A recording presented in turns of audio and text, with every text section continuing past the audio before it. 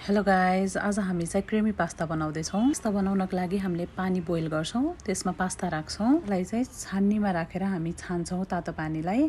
पछि हामी अरू सामानहरू रेडी गर्दै गर्छौँ। दुध, मैदा, चिज इम्पोर्टेन्ट छ। यसमा चाहिँ हामी लसुनलाई सानो बनाएर काट्छौँ।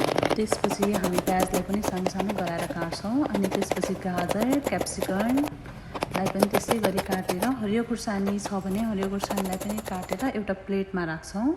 त्यसपछि हामी सुरु गरौँ पास्ता बनाउन। ग्यास बालेर त्यसमा प्यान तताउँछौँ। त्यसमा 1 चम्चा घिउ पनि राख्छौँ। तातिसके पछाडि त्यसमा लसुन फुटाउँछौँ। लसुन अलिअलि रातो ब्राउन कलरको भएपछि त्यसमा हामी प्याज हाल्छौँ। रातो भइसके पछाडि त्यसमा हामी ओरिगानो, रोजमेरीहरू हालेर मिक्स गर्छौँ। त्यसमा हामीले चाहिने जति मैदा राख्छौँ, 3-4 चम्चा जति। त्यसलाई मजाले फ्राई भए पछाडि चाहिँ हामीले मिल्क राख्छौँ। अब कति चाहिन्छ, मैदा कति लिएको छौँ त्यही अनुसारले मिल्क राख्छौँ। त्यसमा पानी त्यो डुब्ने टाइपले चाहिँ पानी राख्नुपर्छ। त्यसमा ब्ल्याक पेपर पनि राख्ने, त्यसलाई भकभक उम्लिन दिनुपर्छ।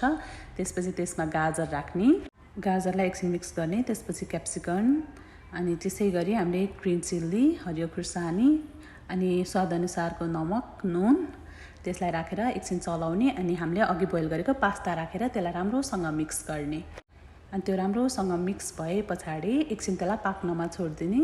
त्यसपछि हामीले चिज हजुरलाई कति राख्नु मन लाग्छ, अब धेरै राख्नु मन लाग्यो भने धेरै पनि राख्न सक्नुहुन्छ, न त ठिक्क आफूलाई मनपर्ने अनुसारले चिज राख्ने। त्यसलाई चाहिँ हामीले एउटा प्लेटमा सर्भ गर्ने। त्यसपछि खानको लागि रेडी भयो। माथिबाट अलिअलि चिज पनि छर्किन सक्नुहुन्छ।